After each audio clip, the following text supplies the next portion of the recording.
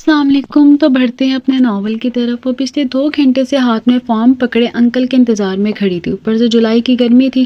اے سنوبر، تمہیں بھی آج ہی کے دن یہ سب یاد آنا تھا؟ لہجے میں بیزاری لیے فائقہ کی آواز اس کے کانوں میں گونجی۔ پلیز، پہلے ہی بہت گرمی ہے اور اس قسم کی باتیں کر کے مجھے اور گرمی نہ دلاؤ۔ اگر میرے دماغ کو گرمی چڑھ گئی نا تو پھر نہ کہنا۔ سنوبر، جو پہلے ہی لائن میں بیزار اپنی باری کا انتظار میں کھڑی تھی، اپنے قریب کھڑی فائقہ سے بولی، یار اب کیا کہوں تمہیں؟ فائقہ بھی اس کی مجبوری سمجھتی تھی، الجھن سے واقف تھی کہ آج MBA میں ایڈمیشن کی لاسٹ ڈیٹ تھی اور فارم جمع ہونے کے چانسز بھی بہت کم تھے۔ لیکن اس وقت فائقہ کو اعتراض تھا تو محض اس بات پر کہ سنوبر کو ہر کام آخری وقت پر کیوں یاد آتا ہے۔ وہ اسے اکثر اس بات پر ٹھیک ٹھاک قسم کا جھاڑا کرتی تھی۔ تم ہر کام کو پینڈنگ پر چھوڑ کر خود کو توپ خان ٹائپ چیز سمجھتی ہو، اس کا کیا مطلب؟ سنوبر کے ذہن میں اس وقت اس بات کا کوئی سیرا ہاتھ نہیں لگا تھا۔ ایک تو سخت گرمی، اوپر سے MBA ایڈمیشن کی لاسٹ ڈیٹ، 2 گھنٹے تو پہلے ہی لائن میں گزر چکے تھے، مزید 1 گھنٹہ کوئی چانس نظر نہیں آ رہا تھا۔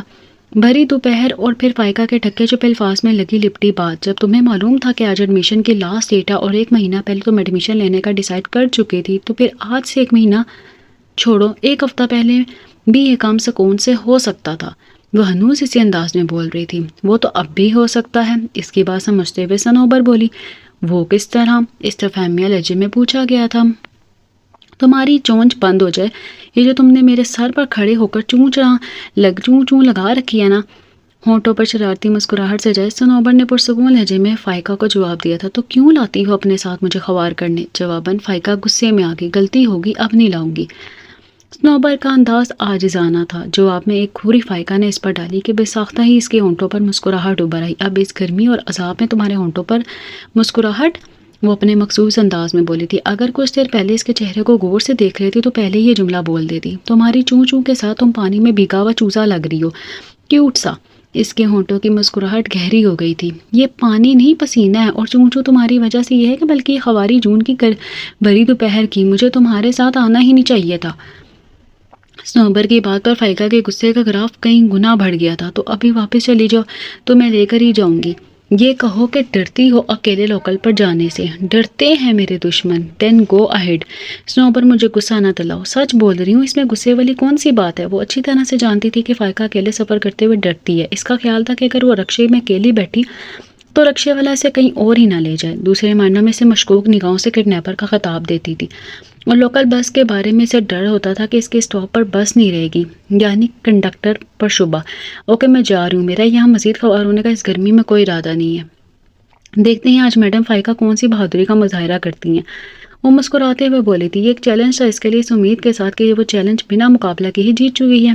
اس نے ایک نظر ساتھ میں کھڑی فائقہ کے چہرے پر ڈالی، جو خاموشی سے اسے گھور رہی تھی، لیکن اس خاموشی میں جو غصہ تھا وہ اسے بے خبر نہیں تھی۔ اسے محسوس کر کے وہ دل دل میں ہنسی، پھر سامنے کھڑی لڑکیوں کی لائن کی جانب نظر کی۔ ابھی اس کے سامنے تقریباً 20 لڑکیاں فارم جمع کرانے کے انتظار میں تھیں۔ دائیں جانب لڑکوں کی قطار بھی اسی حساب سے کھڑی تھی۔ دل میں تو ایک لمحہ بھی اس کے بھی خیال میں آیا تھا کہ اس نے لاسٹ ڈیٹ سلیکٹ کر کے غلطی کی، لیکن اب کیا ہو سکتا تھا؟ سر پر پڑ گئی تھی تو بھگتنا تو تھا ہی نا۔ چند لمحوں بعد اس نے دائیں جانب ایک بینچ پر بیٹھی فائقہ کو دیکھا اور پھر اپنے ہاتھوں میں پکڑے فارم کی جانب متوجہ ہو گئی تھی۔ ایک سرسری سی نگاہ ڈال کر فارم کے صفحے پلٹ کر چیک کرنے لگی کہ کہیں کوئی کالم فل ہونے سے تو نہیں رہ گیا۔ اطمینان کرنے کے بعد اس نے بے اختیار دوبارہ فائقہ کو دیکھنا چاہا تھا، لیکن بینچ خالی تھا، فائقہ وہاں موجود نہیں تھی۔ کوک لینے گئی ہوگی کینٹین سے، اس نے سوچا اور پھر سے اپنی باری کا انتظار کرنے لگی۔ مس، آپ کی باری 1.5 گھنٹے سے پہلے نہیں آئے گی، بائیں جانب سے اس کے کانوں میں آواز ہے۔ اس نے چہرہ موڑ کر دیکھا۔ جی، استفہامیہ انداز میں اس نے کہا، آپ سے کہہ رہا ہوں کہ آپ کی باری 1.5 گھنٹے سے پہلے نہیں آئے گی۔ وہ ایک مرتبہ پھر سے اس سے مخاطب تھا۔ مجھے بتانے کا مقصد، سنوبر نے ماتھے پر بل ڈالے قدرے تیکھے لہجے میں کہا تھا۔ وہ ابھی تک اس کی بات کا مطلب نہیں سمجھ پائی تھی۔ آپ کو فارم جمع کرانے ہیں؟ اب وہ اسے پوچھ رہا تھا، جواب میں وہ خاموش رہی تھی۔ اچھا چلیں، یہ بتائیں، آپ کے پاس 200 روپے ہیں؟ ایک اور سوال کیا تھا، آپ کے خیال میں 200 آپ لیں گے؟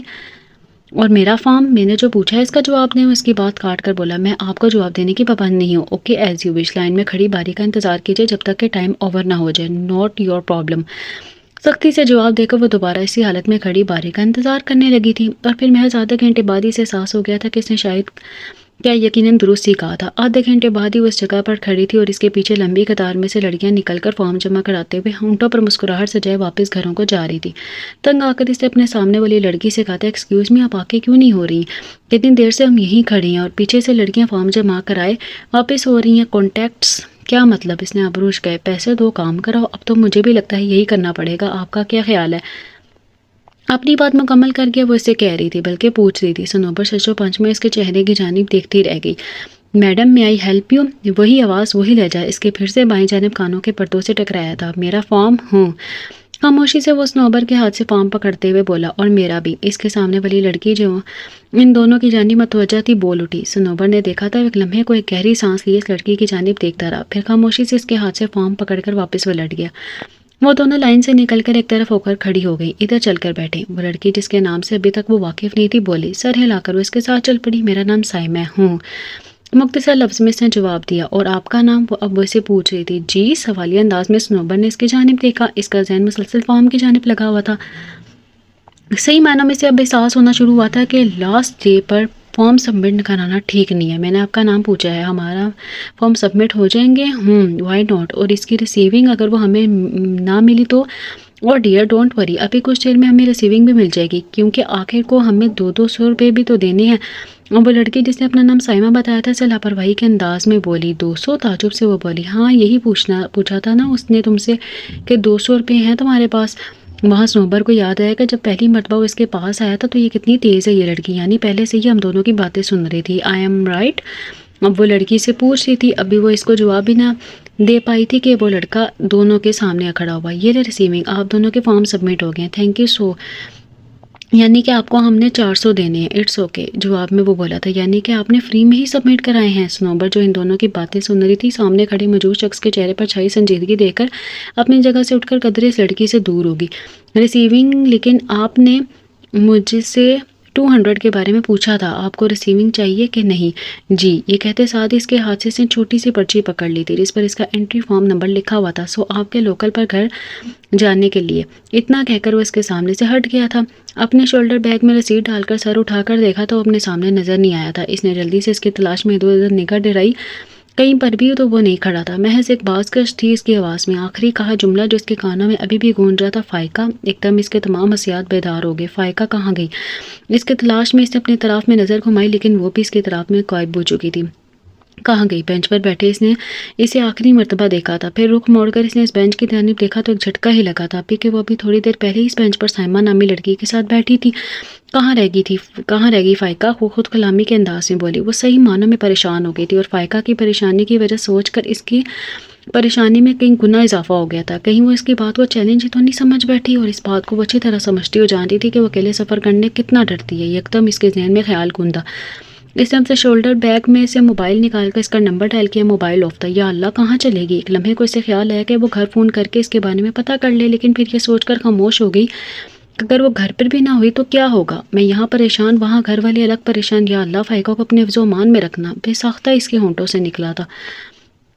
کیا کروں؟ سوالیہ نشان بنی وہ اپنی جگہ پر کھڑی تھی کہ اس کے کندھے پر کسی نے ہاتھ رکھا۔ بے ساختہ ہی وہ پیروں کے بل گھومی اور اپنی جگہ بھونج کی کھڑی رہ گئی۔ چلو گھر، یہ کیا ہونکوں کی طرح شکل بنا رکھی ہے؟ تم کہاں چلی گئی تھی؟ اور اگلے ہی پل بے ساختہ ہی اس بازو میں بھینج کر رو پڑی۔ صنوبر، تم ٹھیک ہو نا؟ فارم تو سبمٹ ہو گیا نا؟ وہ رو رہی تھی بنا کوئی جواب دیے دھواں دار۔ کچھ بولو گی تو مجھے پتہ چلے گا نا تم کہاں چلی گئی تھی؟ وہ موبائل میں کریڈٹ ختم ہو گیا تھا، پی سی او سے گھر کال کرنے گئی تھی کہ بھائی سلیم ہمیں آفس واپسی پر وہاں سے پک کر لیں۔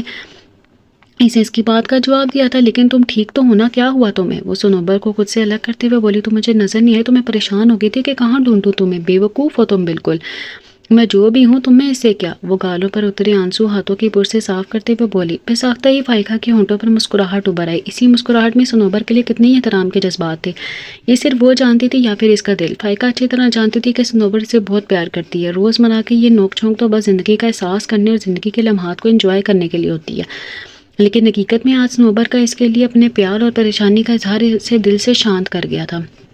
تم نے خود ہی تو مجھے چیلنج کیا تھا کہ لوکل پر چلی جاؤ، وہ تو صرف بات کی تھی، یہ نہیں کہا تھا کہ عمل کرنے چل پڑو۔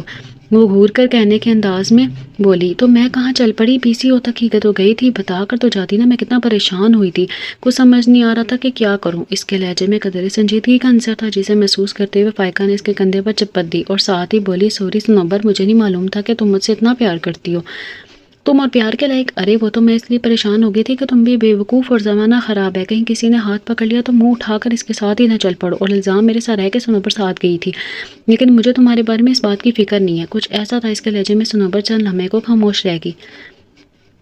چلو سلیم بھائی گاڑی میں ہمارا ویٹ کر رہے ہیں، وہ اس کی خاموشی نوٹ کرتے ہوئے بولی اور مڑ کر قدم بڑھانے لگی۔ اسے ایک جانب چلتے دیکھ کر صنوبر بھی ایک ہاتھ شولڈر بیگ پر رکھے دوسرے ہاتھ سے فائل تھامے اس کے ساتھ قدم سے قدم ملانے لگے۔ تمہارا فارم سبمٹ ہو گیا؟ ہاں۔ ایک لمحے کو اس شخص کا وجود اس کے نظروں کے سامنے لہرایا تھا۔ چلو شکر ہے۔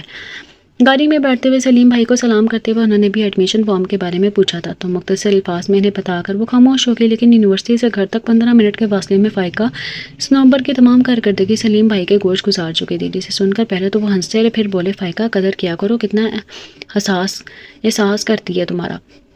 جی میرا یہ احساس ہے، اسے کیا؟ اس سے پہلے کہ فائقہ اپنا جملہ مکمل کرتی سلیم بھائی بول اٹھے، ہم سب کا بہت خیال کرتی ہے، فضول نہیں بولا کرتے۔ سلیم بھائی کا انداز ڈانٹنے والا تھا۔ صنوبر جو خاموشی سے دونوں کی باتیں سن رہی تھی، اپنی جانب کی گاڑی کے شیشے سے باہر کے منظر میں نظریں گاڑ دیں۔ ثناء اللہ اور مظہر عباس ایک ہی کالونی میں ساتھ ساتھ کے گھروں میں رہائش پذیر 2 فیملیز تھیں، دونوں کی بیویوں میں بہنوں جیسا پیار تھا۔ ثناء اللہ کی 3 اولاد تھی، بڑا بیٹا سلیم، مجید اور پھر فائقہ، جبکہ مظہر عباس کی 2 اولادیں تھیں، بڑی بیٹی صنوبر اور چھوٹا بیٹا آصف۔ ثناء اللہ اور مظہر عباس نے صرف ایک ہی کالونی میں رہتی 2 فیملیز تھے، بلکہ دونوں کے آفس بھی ایک ہی تھے، دونوں ایک ہی آفس میں انجینئر تعینات تھے۔ نہ جانے ایک دن دونوں کی بیویوں کے ذہن میں کیا بات ہے کہ ثناء اللہ کی بیوی سلیمہ نے صنوبر کو اپنی بہو بنانے کی دلی خواہش بیان کر دی۔ بات ہنسی میں آئی گئی ہوگی، لیکن ٹھیک 3 دن بعد ثناء اللہ اپنی بیوی سمیت مظہر عباس کے گھر مجید کا رشتہ صنوبر کے لیے لینے آ گئے۔ مظہر عباس کی بیوی سعدیہ، جو 3 دن پہلے کی ہنسی مذاق میں کی گئی گفتگو کو محض مذاق کا روپ دے دی ہوئے تھی، اس لیے اس بات کا تذکرہ اپنے شوہر سے بھی نہیں کیا تھا۔ وہ پریشان تھی، لیکن سلیمہ ابھی دونوں بہت چھوٹے ہیں، جانتی ہوں، میرے سامنے ہی کی پیدائش ہے اس کی۔ سلیمہ بیگم نے مسکراتے ہوئے پریشان سعدیہ کی بات مکمل کی۔ اس تمام گفتگو کے دوران مظہر عباس خاموش تماشائی کا روپ لیے ہوئے اپنی جگہ بیٹھے تھے۔ ان کی خاموش بھام کر ثناء اللہ نے مخاطب کیا، مظہر بھائی آپ خاموش ہیں؟ ہوں نہیں تو ایسی کوئی بات نہیں ہے، بھائی آپ یہ سینڈوچ لیجئے۔ انہوں نے میز پر سامنے سینڈوچ کی پلیٹ اٹھا کر ان کے سامنے کی، جسے ثناء اللہ نے مسکراتے ہوئے تھام کر دوبارہ ٹیبل پر رکھ دی۔ میں اس بارے میں آپ کی رائے لینا چاہتا ہوں، جس سلسلے میں ہم دونوں میاں بیوی آپ کے در پر حاضر ہوئے ہیں۔ ابھی دونوں بچے ہیں، جانتے ہیں، بالغ ہو جانے دیجیے پھر سوچیں گے۔ ویسے بھی اتنی جلدی ہمیں کوئی جواب نہیں دے سکتے، صنوبر وہ چھوٹی ہے اور میں ابھی وہ مزید کچھ کہنا چاہتے تھے کہ ثناء اللہ صاحب نے ان کی بات کاٹ کر کہا، ٹھیک ہے آپ کی بچی، یہ حق ہے آپ کا، آپ سوچیے، میں اس وقت آپ کے احساسات سمجھ سکتا ہوں کہ خود بھی بچی کا باپ ہوں اور آپ سے جلدی میں کوئی فیصلہ نہیں کروانا چاہتا۔ اتنا ضرور کہوں گا کہ میرے لیے فائقہ اور صنوبر میں کوئی فرق نہیں ہے۔ اتنا کہہ کر چند اور روزمرہ زندگی کی باتیں کر کے دونوں میاں بیوی چلے گئے، لیکن مظہر عباس اور سعدیہ بیگم کے لیے بہت سی سوچوں کے دروا کر گئے، کیا کریں کیا نہ کریں کہ تصویر بنے دونوں میاں بیوی۔ ابھی چوتھا روز بھی نہیں گزرا تھا کہ ثناء اللہ اور سلیم بیگم پھر سے جواب مانگنے ان کے گھر موجود تھے۔ دیکھیں ثناء اللہ، ابھی دونوں بچے ہیں، بنا ان کی رائے جانے میں اپنی جانب سے کوئی خواہش ان کے سر نہیں تھوپنا چاہتا، صاف الفاظ میں مظہر عباس نے جواب دیا تھا۔ لیکن بھائی صاحب آپ کو مظہر بھائی کا کہنا درست ہے، گویا کہ ہم دونوں جانتے ہیں کہ ہماری دلی خواہش ہے کہ صنوبر ہماری بہو بنے، لیکن ہمارے مذہب میں بھی یہ حق لڑکا لڑکی کو حاصل ہے، اگر قسمت میں ہوا تو صنوبر ہی ہماری بہو بنے گی، وقت آنے دو۔ ثناء اللہ صاحب نے یہ کہا تو سلیمہ بیگم کو خاموش کرا دیا تھا کہ کہیں نہ کہیں وہ بھی انہیں درست سمجھتے تھے، اور پھر جو دلیل انہوں نے دی تھی وہ اسے انصراف نہیں کر سکتے تھے۔ لیکن ٹھیک 1 ماہ بعد ہی مظہر عباس کو انجائنا کے اٹیک کی وجہ سے صنوبر کے بارے میں سوچنا پڑا تھا۔ یار کیوں پریشان ہو رہا ہے؟ مائنر سا اٹیک ہے، آج مائنر ہے تو کل کیا وہمہ پال رہا ہے؟ کچھ نہیں ہوگا ایسا یار، مجھے تجھ سے ایک بات کرنی تھی۔ ہاں بول۔ ہسپتال کے بیڈ پر لیٹے مظہر عباس نے اپنے قریب بیٹھے ثناء اللہ سے کہا تھا، میں صنوبر کے بارے میں تجھ سے بات کرنا چاہتا تھا، وہ اصل میں۔ ثناء اللہ صاحب ان کی بات کی تمیز سے آگے کا مطلب آغاز کرتے ہوئے ٹوک کر بولے، بس تجھے آگے کہنے کی ضرورت نہیں ہے، ویسے بھی میں مجید کو پڑھنے کے لیے UK بھیجنا چاہتا ہوں اور اس لیے ابھی تھوڑا جلدی میں تھا، بس ٹھیک ہو کر گھر پہنچو تو ساتھ ہی دونوں کا نکاح کر دیتے ہیں۔ ثنا کی بات سن کر مظہر عباس نے سکون کا سانس لیا تھا۔ وہ واقعی صنوبر کی جانب سے فکر مند ہو گئے تھے، جس بات سے مہینہ پہلے انکاری تھے، اور ان کے پاس اس وقت انکار کی ایک ٹھوس دلیل موجود تھی۔ ایک ہی ماہ میں وہ اسے کچھ اور انداز میں سوچنے لگے تھے، کیونکہ کسی کو انہوں نے آج تک نہیں بتایا تھا کہ یہ ان کا انجائنا کا دوسرا اٹیک تھا۔ پہلے 1 سال پہلے انہیں ہوا تھا، آفس سے واپس آتے ہوئے انہیں دل کی جانب ترس سا اٹھا تھا اور الٹے ہاتھ میں کی جانب بڑھ رہا تھا۔ وہیں سے سیدھے وہ اپنے ایک ڈاکٹر دوست کے کلینک گئے تھے۔ وہاں ECG سے کنفرم ہو گیا تھا کہ انہیں انجائنا کا اٹیک ہوا تھا۔ یار تو نے سگریٹ پینا شروع کر دیا؟ کہاں یار، اچھی طرح جانتا ہے کہ میں اسموکنگ پسند نہیں کرتا۔ پھر کوئی ٹینشن لیا؟ ٹینشن تو زندگی کے ساتھ چلتی ہی رہتی ہے، مظہر عباس کا جواب تھا۔ ٹھیک کہا تو نے، یہ میں نے دوا لکھ دی ہے، اس کا استعمال کرو اور صحت کا خیال رکھو، اگر دوبارہ سے ذرا بھی شبہ ہوا تو دیر نہ کرنا۔ جواب میں مظہر عباس سر ہلاتے ہوئے خاموشی سے اٹھ کر گھر چلے آئے۔ اس بات کا ذکر انہوں نے سعدیہ بیگم سے بھی نہیں کیا تھا اور اس وقت وہ اچھی طرح جانتے تھے کہ دنیا کی نظروں میں بلکہ ان کے اپنوں کی نزدیک یہ انہیں انجائنا کا پہلا اٹیک ہے، لیکن دراصل یہ دوسرا اٹیک تھا اور اسی بات نے انہیں آئندہ زندگی کے بارے میں بہت سی فکروں میں جکڑ لیا تھا، جس میں سب سے زیادہ فکر اپنی لاڈلی بیٹی صنوبر کی تھی۔ کہاں جا رہے ہو ابھی بیٹھو، اب چلتا ہوں۔ تمہاری بھابھی کو خوشخبری دوں کہ صنوبر مجید کے نکاح پر تم راضی ہو گئے ہو۔ جواب میں وہ گہری سانس لے کر رہ گئے اور پھر ان کے اسپتال سے ڈسچارج ہونے کے 4 دن بعد جمعہ کو صنوبر اور مجید کا نکاح ہو گیا۔ بہت ہی قریبی لوگوں کو بلایا گیا تھا اور پھر اس کے ٹھیک 4 ماہ بعد مجید پڑھنے کے سلسلے میں UK چلا گیا اور 1 سال بعد مظہر عباس کا انتقال ہو گیا۔ زندگی یکدم ہی بدل کر رہ گئی تھی۔ انسان کیا سوچتا ہے زندگی کے بارے میں، اور زندگی ہر گزرتے پل کس انداز میں ان کے سامنے آن کھڑی ہوتی ہے کہ وہ قسمت کے اس ہیر پھیر پر حیران ہی تو رہ جاتا ہے۔ ثناء اللہ صاحب کی پوسٹنگ لاہور سے اکاڑا ہوگی تو انہیں فیملی سمیت وہاں جانا پڑا۔ مظہر عباس کی وفات کے بعد سعدیہ بیگم کو گھر چھوڑنا پڑا اور اپنے ذاتی مکان جو کہ لاہور میں تھا، جہاں مظہر عباس کی زندگی میں انہوں نے کرایہ داروں کے سپرد کیا ہوا تھا، وہاں چلی گئیں اور ایک اسکول میں جاب کر لی کیونکہ وہ MA ڈگری ہولڈر تھی اور زندگی کی گاڑی کو بھی تو چلانا تھا۔ اس سلسلے میں انہوں نے زندگی کے بہت سے رشتوں کے رنگ بدلتے دیکھے تھے۔ بہت سے مظہر عباس کے دوست جو جگری یار کہلاتے تھے انہیں پہچاننے سے انکاری تھے اور یہ دھڑکا انہیں ثناء اللہ سے بھی تھا۔ اب تو رشتہ بھی ایسا تھا، لیکن ثناء اللہ اور سلیمہ بیگم کا ساتھ انہیں زندگی کی جانب واپس لے آیا تھا۔ وہ دھڑکا جو انہیں لاشعوری طور پر صنوبر کی طرف سے لاگ تھا، ثناء اللہ کے بھائیوں جیسی شفقت سے ختم ہو گیا تھا۔ اب دونوں گھرانے جو پہلے ایک دیوار کے فاصلے پر تھا، میلوں کے فاصلے پر تھے، لیکن دل آج بھی ایک تھے۔ بھابھی آپ کو صنوبر کی جانب سے فکر مند ہونے کی ضرورت نہیں ہے۔ میں نے مظہر کی زندگی میں کہا تھا کہ صنوبر اور فائقہ میرے لیے برابر ہیں اور میں اس بات پر آج بھی قائم ہوں۔ ان کی اس بات پر سعدیہ بیگم کے دل کو بیٹی کی جانب سے جو خدشہ تھا بہت حد تک دور ہو گیا تھا۔ وقت کو گزرنا تھا سو گزر رہا تھا۔ لمحہ لمحہ آگے گزرتی زندگی بہت سے زخموں کا مرہم بن گئی تھی، بہت سے زخموں پر کھرن جم گئی تھی، لیکن وہ کہتے ہیں نا کہ جتنے بھی جتن کر لو زندگی میں آنے والے غموں کو کوئی نہیں روک سکتا۔ صنوبر میٹرک کے امتحان دے کر فارغ ہوئی تھی کہ ایک نیا طوفان سعدیہ بیگم کی زندگی میں چلا آیا، جس کا نہ ڈر تھا نہ خدشہ۔ UK پڑھنے گئے مجید نے صنوبر کو اپنانے سے صاف انکار کر دیا تھا، اس موجود کو اپنانے سے جس کے ساتھ وہ شرعی بندھن میں بچپن میں بندھ چکا تھا۔ جہاں سعدیہ بیگم بیٹی کے مستقبل سوچ کر پریشان رہتی تھی، وہیں ثناء اللہ اور سلیمہ بیگم بھی مجید کے اس بیان پر پریشان تھے۔ مجید پلیز، میں اس بچپن کے نکاح کو نہیں مانتا، لیکن تمہارا نکاح فور گاڈ سیک ڈیڈ، آپ فضول کا لیکچر مت دیجیے گا، اور اگر آپ سمجھتے ہیں کہ میری جان طلاق کے 3 الفاظ سے چھوٹ سکتی ہے تو اٹس اوکے، میں اگلے ہی ہفتے بنوا کر بھیج دوں گا، آپ کو بائی میل مل جائے گا ڈیورس پیپرز۔ بکواس بند کرو مجید، میری یہ تربیت پلیز ڈیڈ، جب آپ نے نکاح کیا تھا تو پوچھا تھا آپ کس دنیا میں رہ رہے ہیں۔ Life is not a joke کہ ماں باپ نے جس کے لیے چاہا باندھ دیا، جس کو جانتے بھی نہیں بچپن میں دیکھا، ہاں جھلک یاد ہے، لیکن کیا زندگی ایسے گزاری جا سکتی ہے؟ ثناء اللہ صاحب بیٹے کی بات پر خاموش سے ہو گئے۔ دیکھیں ڈیڈ، میں اب بھی لائف انجوائے کرنا چاہتا ہوں، لیکن پلیز اس اسٹوپڈ قسم کے رشتے سے میری جان چھڑوائیں۔ مجید کے لہجے میں ناگواری تھی۔ تم صنوبر کو ایک مرتبہ دیکھ لو، تم کہو تو اس سے بات کر لو، بہت اچھی ہے، تمہاری زندگی کی اچھی ساتھی ثابت ہوگی، مجھے پورا یقین ہے۔ ثناء اللہ صاحب نے اپنے طور پر اس کو سمجھانے کی کوشش کی۔ پلیز ڈیڈ، کہا نا کہ میں ان فضول کی باتوں میں ابھی الجھنا نہیں چاہتا، ابھی لائف انجوائے کرنا چاہتا ہوں، ویسے بھی فون پر بات کرنے سے کیا ہوگا؟ مجید اوٹو کا انداز میں بولا، کیا پاکستان آؤ، مل لو اس سے۔ فی الحال تو میرا سیمسٹر ہے، میں نہیں آ سکتا، اور ویسے بھی جب مجھے یہ رشتہ ہی منظور نہیں تو پھر پاکستان آنے اور بات کرنے کی کوئی تک نہیں بنتی۔ مجید کا ہنوز وہی انداز تھا۔ تم بدل گئے ہو، ثناء اللہ صاحب کہے بنا نہ رہ سکے۔ لیو اٹ ڈیڈ، آپ یہ بتائیے کہ میں ڈیورس پیپرز کب بھیجوں؟ ایک بات کہوں، مانو گے؟ اب یہ نہ کہیے گا کہ اس لڑکی کو UK بھیج دیتا ہوں، نہیں یہ بات نہیں، میں تمہیں فورس بھی نہیں کروں گا، اب تو تمہارے آگے درخواست ہی کر سکتا ہوں، اگر بوڑھے باپ کے لیے اتنا کر سکو۔ اتنا کہہ کر خاموش ہو گئے تھے۔ بولیے، سوچ کر بتاؤں گا۔ تم صنوبر کو طلاق نہیں دو گے؟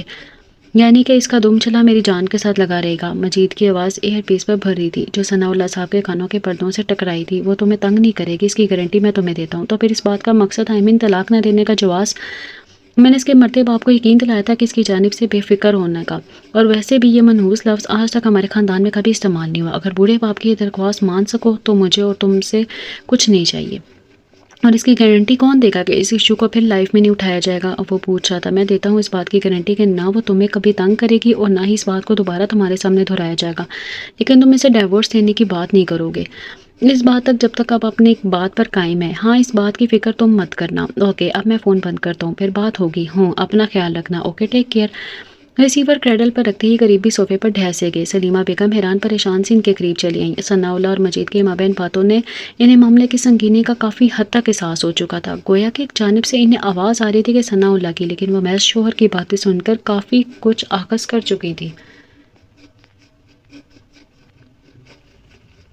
آپ پریشان نہ ہو، اللہ کوئی سبیل نکالے گا۔ مجید سے مجھے یہ امید نہیں تھی، اللہ بہتر کرے گا۔ انہوں نے آنکھیں موند کر صوفے سے ٹیک لگا لی تھی، محض چند لمحوں میں ہی اپنی زندگی کے بہت گہرے قرب سے گزار رہے تھے۔ قرب کے تاثرات ان کے چہرے سے یہاں تھے۔ آپ بیٹھے، میں پانی لاتی ہوں۔ یہ کہتے ہی سلیمہ بیگم تیزی سے کمرے سے نکل کر کچن کی جانب بڑھی۔ کمرے سے نکلتی وہ اپنی جگہ ٹھٹک کر کھڑی ہو گئی تھی۔ صنوبر میٹرک کے امتحانوں کے بعد چھٹیاں گزارنے ان کے ہاں آئی ہوئی تھی۔ اس کی اور فائقہ کی گہری دوستی تھی، دونوں ہی اکلوتی تھی، شاید اس لیے بہن کی کمی کو انہوں نے ایک دوسرے کے پیار اور سنگت میں تلاش کر لیا تھا۔ سہیلیوں سے بڑھ کر وہ ایک دوسرے کو بہنوں کی طرح عزیز رکھتی تھی۔ صنوبر بیٹا تم یہاں، آپ پریشان نہ ہو، ہونٹوں پر مسکراہٹ سجائے وہ ان کو دیکھ کر بولی۔ سلیمہ بیگم میں گہری سانس لے کر رہ گئی، گویا وہ تمام باتیں سن چکی تھی۔ میں انکل کے لیے پانی لاتی ہوں۔ یہ کہتے ہوئے صنوبر کچن میں چلی آئی۔ وہ اس وقت ضبط کے گہرے مراحل سے گزر رہی تھی، لیکن اتنا شعور تھا کہ سمجھ سکتی تھی کہ اس میں انکل آنٹی کا قصور نہ تھا۔ پانی کا گلاس لیے وہ ثناء اللہ کے سامنے چلی گئی۔ کمرے میں آہٹ پا کر انہوں نے سلیمہ بیگم کی موجودگی کا خیال کیا تھا۔ میں قیامت کے دن مظہر باز کو کیا منہ دکھاؤں گی؟ میں نے صنوبر کی ذمہ داری لی تھی۔ کیا مطلب انکل؟ کیا قیامت کے دن منہ بدلنے کا آپشن ملتا ہے؟ صنوبر کی آواز میں انہوں نے آنکھ چپاک سے کھولی۔ صنوبر بیٹا پانی لیں۔ وہ پانی سے بھرا گلاس ان کے سامنے کرتے ہوئے بولی۔ وہ خاموشی سے چہرے پر قرب کے آثار لیے سے دیکھتے رہ گئے۔ لے بھی لیں، پہلے تو ابو چھوڑ گئے اور اب آپ ایسا کر رہے ہیں۔ ویسے بھی آپ نے میری ذمہ داری لی ہوتی ہے۔ کیا تھک گئے؟ مسکراتے لب ہنوز بات ہے، لیکن کچھ تھا ان کے لہجے میں کہ بے ساختہ ہی ثناء اللہ صاحب کی آنکھوں میں نمی اتر آئی تھی۔ انہوں نے ہاتھ بڑھا کر صنوبر کے ہاتھ سے پانی سے بھرا گلاس لے لیا تھا اور ہونٹوں سے لگاتے ہوئے ایک ہی گھونٹ میں سارا گلاس خالی کر گئی، گویا کب سے پیاس کے صحرا میں بھٹک رہی ہوں۔ خالی گلاس صنوبر نے ان کے ہاتھ سے لیا تھا، ان کے پاس ہی قدموں کے بل بیٹھ گئی تھی۔ اوہ نہیں بیٹا، یہاں نہیں، ادھر بیٹھو۔ ثناء اللہ نے اسے بازو سے پکڑ کر اپنے قریب صوفے پر بٹھا دیا تھا۔ تو میری فائقہ کی طرح اور ہمیشہ رہو گی۔ میں نے ذمہ داری لی تھی اور میں تھکا بھی نہیں ہوں، بس تھوڑا سا نا امید ہو گیا ہوں۔ انکل نا امیدی کفر ہے۔ صنوبر کا انداز دھیما تھا، اس کے ضبط کی تنابیں بھی اس کے ہاتھ سے چھوٹنے لگی تھی۔ بیٹا مجھے معاف کر دینا، ایک بات پر معافی ہوگی، 100 بات کہو بیٹا، امی کو اس بات کا علم نہیں ہوگا، وہ یہ بات نہیں سن پائیں گی۔ یہ کہتے ہوئے اس کی آنکھوں میں بھی پانی جھلملا اٹھا تھا۔ ہوں منظور ہے، لیکن بیٹا، لیکن ایک نہ ایک دن تو تب کی تب دیکھی جائے گی، جیسا میرا بیٹا کہ میں یہ سوچ ہی رہا ہوں کہ تم اتنی چھوٹی سی عمر میں یہ سب کیسے سہ پاؤ گی۔ مجھے ذرا بھی علم ہوتا تو میں مظہر عباس سے تمہارا رشتہ کبھی نہ مانگتا، وہ بھی مجید جیسے ذلیل بیٹے کے لیے۔ انکل اب آپ زیادتی کر رہی ہیں۔ ہوں سچ ہی تو کہہ رہا ہوں، آپ کو میرے شوہر کو اس طرح کہنے کا کوئی حق نہیں ہے۔ باپ ہونے کے ناطے تو حق ہے نا، ناقدرہ انسان، کیا جانے کسی ہیرے کو کھونے چلا ہے۔ وہ جواب میں خاموش رہی تھی۔ کچھ دیر بعد اپنی جگہ سے اٹھ کر مڑی تو سلیمہ بیگم کی آنسو بھری آنکھوں سے اس کی آنکھیں جھٹک رہیں۔ بیٹا میں تمہاری ماں جیسی ہوں، تو میرے پیار میں کوئی فرق نہیں پاؤ گی۔ ممتا بھرے لہجے میں اس سے بولی۔ میرے بیٹے نے ٹھیک نہیں کیا، لیکن مجھے یقین ہے وہ سمجھ جائے گا۔ صرف ماں جیسی ہی، کیا ماں نہیں ہے؟ ہوں، ہاں ہوں، کیوں نہیں؟ تو ایک بات کہوں؟ جواب میں سلیمہ بیگم نے اس بات میں سر ہلایا تھا۔ مجھے اپنے سینے سے لگا کر وہ لینے دے، امی بہت یاد آ رہی ہیں۔ بدحواسی سے قدموں میں ان کے قریب چلی آئی اور انہیں صوفے پر بٹھا کر ان کی گود میں سر رکھے بے اختیاری پھوٹ پھوٹ کر رو دی تھی۔ ثناء اللہ اور سلیمہ بیگم اس کے اس اقدام پر اپنی جھجک ٹھٹک گئے۔ وہ اس کا غم سمجھ سکتے تھے، اپنے بیٹے کی غلطی کا اندازہ تھا انہیں۔ کچھ دیر رو لینے کے بعد، دل کا غبار نکال لینے کے بعد وہ اپنی جگہ سے اٹھ کھڑی ہوئی تھی۔ پلیز کوئی بھی امی یا آصف کو کچھ نہیں بتائے گا نا؟ ہوں۔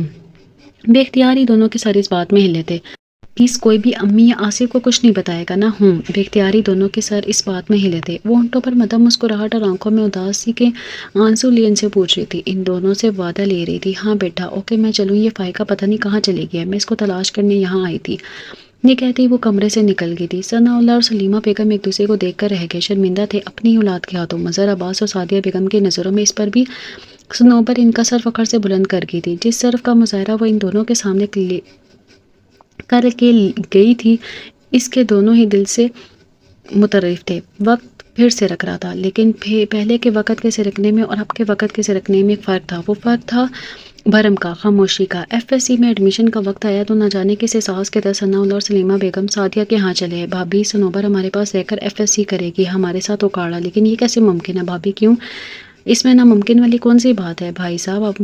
وہ تو آپ جانتے ہیں کہ صنوبر اور مجید جی ہم دونوں کو اچھی طرح یاد ہے، لیکن یہ بات تو آپ بھی جانتی ہیں کہ مجید یہاں نہیں ہے، ابھی رخصتی بھی نہیں ہوئی، اور ویسے بھی لوگوں کی بات چھوڑیے بھابی جی، اگر آپ کو پھر بھی ان کا خیال ہے تو جن لوگوں کے سامنے یہ رشتہ ہوا تھا وہ تو مظہر عباس کی وفات کے ساتھ ہی نگاہیں بدل گئی، اور باقی تو کوئی بھی نہیں جانتا۔ پھر بھی بھائی صاحب، صنوبر پہلے ہی چھٹیاں منانے آپ کے گھر رہتی ہے، اور اب اس طرح مستقل سعدیہ بیگم کچھ کہنا چاہتی تھی مزید، لیکن ثناء اللہ صاحب نے انہیں کہنے نہیں دیا۔ یہ کیا بات ہوئی گیرو جیسی؟ آپ کے گھر کیا مطلب؟ اصل گھر تو اس کا وہی، اور مستقبل رہنے والی کیا بات ہے؟ جب ایک بار آپ کو کہہ دیا ہے کہ میرے لیے صنوبر اور فائقہ ایک برابر ہیں، تو پھر آپ کے اس طرح کی باتیں کرنے کی کوئی گنجائش نہیں نکلتی۔ بھائی صاحب، یہ تو آپ دونوں کو بڑا پن ہے، وہ ممنون لہجے میں دونوں کی جانب دیکھتے ہوئے بولی۔ پھر وہی بات، سلیمہ تم ہی بھابی کو سمجھاؤ۔ ہاں بھابی جی، آپ کے بھائی ٹھیک کہہ رہے ہیں، اور پھر صنوبر کی آپ فکر نہ کریں، انشاءاللہ پوری کوشش کروں گی اس کو خوش رکھ سکوں، مجھے آپ پر یقین ہے۔ سعدیہ بیگم کے چہرے پر اطمینان بھری مسکراہٹ ابھر آئی تھی۔ ویسے بھی آپ کی جاب کے ساتھ صنوبر کو کبھی گھر میں اکیلا بھی رہنا پڑے گا، اور وہاں بھی تو رہتی ہے، گھر پر ہوں، تو اس وجہ سے آپ کو صنوبر کی جانب سے کوئی فکر کرنے کی ضرورت نہیں ہے۔ سلیمہ بیگم کی دلیل اتنی مضبوط تھی کہ سعدیہ بیگم بھی اس بات سے قائل ہوگی۔ باقی آج کل جبکہ صنوبر چھٹیوں میں گھر پر تھی تو انہیں اسکول جاب میں کافی مشکل پیش آ رہی تھی، آصف بھی اسکول چلا جاتا تھا تو صنوبر کی تنہائی کا خیال انہیں فکر مند کیے رکھتا۔ یہ تمام باتیں سوچتے ہوئے صنوبر کو ثناء اللہ اور سلیمہ بیگم کے ہاں بھیجنے پر راضی ہوگی۔ ایف ایس سی کے بعد بی بی اے کا ایگزام بھی وہ دے کر فارغ تھی کہ مجید کے پاکستان آنے کا شور اٹھا تھا۔ ثناء اللہ اور سلیمہ بیگم کو امید کے کرن دکھائی دینے لگے، لیکن ان گزشتہ چند سالوں میں نکاح کا مضبوط رشتہ ہونے کے باوجود خود مجید کی جانب سے خاموشی اور اپنے ماں باپ کے ساتھ رویے نے صنوبر کو اس کی جانب سے بدظن کر دیا تھا۔ اس سے بڑھ کر کہ مجید نہ صرف پاکستان واپس آ رہا تھا بلکہ اس نے صنوبر سے ملنے کی خواہش کا اظہار بھی کیا تھا۔ اس بات نے صنوبر کو اس کی جانب سے مزید بزمزہ کر دیا تھا۔ اب کیوں؟ اس کا سوال تھا۔ وہ تم سے ملنا چاہتے ہیں، تم سے بات کرنا چاہتے ہیں، فائقہ نے اس کی بات کا جواب دیا تھا۔ وہی تو پوچھ رہی ہوں کہ اب کیوں؟ چند سال پہلے کی بات بھول کے جب خود ہی ملنے سے انکار کیا تھا، تمہارے بھائی کو یاد ہو یا نہ ہو، لیکن مجھے اچھی طرح یاد ہے صنوبر، وقت بدل جاتا ہے، انسان کو بھی اس کے حالات بدل دیتے ہیں۔ تم اپنے بھائی کی وکالت کر رہی ہو، کیا سارے قصور میرے ہی کھاتے میں ہیں؟ وہ شکوہ کناں لہجے میں بولی۔ یہ کس نے کہا ہے بے وقوف؟ مجید بھائی سے پہلے تم مجھے عزیز ہو، مجید بھائی اور تمہارا رشتہ بعد میں آتا ہے، اور تمہارا میرا دوستانہ پہلے، اور ویسے بھی قصور تو سراسر انہی کا ہے، تم تو بے قصور ہو کر بھی گناہ گار ٹھہری۔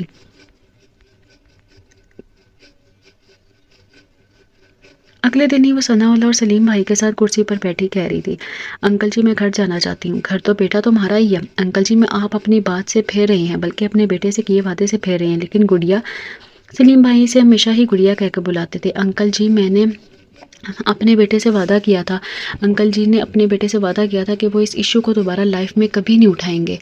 بیٹا میں اپنے وعدے پر قائم ہوں، لیکن مجید جس نے وعدہ لیا آپ سے وہی وعدے پر قائم نہ رہے تو اس میں میرا کیا قصور؟ ویسے بھی آپ ہی کے بیٹے نے کہا تھا کہ جس وقت دوبارہ سے ایشو اٹھایا گیا وہ مجھے ڈیورس دے دیں گے۔ اب آپ کیا چاہتے ہیں کہ اپنی بیٹی کی طرفداری کریں گے یا پھر اپنے بیٹے کا ساتھ دے کر مجھ سے چھٹکارا پائیں گے؟ گڑیا، سلیم بھائی بے اختیاری کچھ کہنے والے تھے کہ ثناء اللہ صاحب نے ہاتھ کے اشارے سے انہیں کچھ بھی مزید کہنے سے روک دیا تھا۔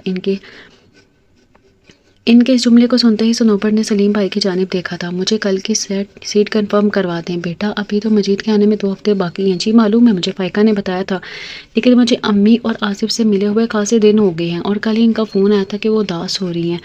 اچھی بلی ویسے بھی چھٹیاں ہیں تو میں ان کے پاس جانا چاہ رہی تھی، مجھے فائقہ نے بتایا تھا کہ تم آگے پڑھنا چاہ رہی ہو۔ جی سلیم بھائی، MBA کرنا چاہ رہی ہوں۔ پھر کیا کرو گی؟ ایسے ہوگا ایڈمیشن؟ ابھی سوچا نہیں، اگر ڈیٹ نکل گئی لیٹ فیس کے ساتھ دوں گی، لیکن ابھی میں نے اس سلسلے میں کچھ بھی نہیں سوچا، وقت آنے پر دیکھوں گی۔ گڑیا پھر مجھ سے کچھ نہ کہنا۔ کیا مطلب؟ فائقہ پہلے ہی گلا کرتی ہے کہ ہر کام پینڈنگ رکھ دیتی ہے۔ صنوبر، اس مرتبہ ایسا کچھ ہوا تو میں تم دونوں کے جھگڑے میں نہیں آؤں گا۔ لہجے میں مزاح کا پہلو لاتے ہوئے سلیم بھائی نے کمرے میں چھائی سنجیدگی کی فضا کو کم کرنے کی کوشش کی تھی۔ جی ایسا کچھ نہیں ہوگا، فکر نہ کریں۔ بے ساختہ اس کے لبوں کو مسکراہٹ نے چھو لیا تھا۔ بیٹا مجید کے پاکستان سے واپس آنے کے بعد تو آؤ گی نا؟ پتہ نہیں وہ اسے پوچھ رہے تھے یا پھر کوئی خدشہ انہیں دل ہی دل میں دھڑکا دے رہا تھا۔ کیا باپ بیٹی الگ ہو سکتے ہیں یا الگ رہ سکتے ہیں؟ جواب میں مسکراتے ہوئے بولی تھی، اور یک لگتی اس کی آنکھوں میں مرچیں سے لگنے لگی۔ وہ تیزی سے رخ موڑ کر کمرے سے نکل آئی تھی، لیکن اس تیزی کے باوجود بھی اس کی آنکھوں میں اترتی نمی ثناء اللہ صاحب اور سلیم کی نگاہوں سے پوشیدہ نہیں رہی تھی۔ مجید نے بن باپ کے بیٹی کے ساتھ ٹھیک نہیں کیا۔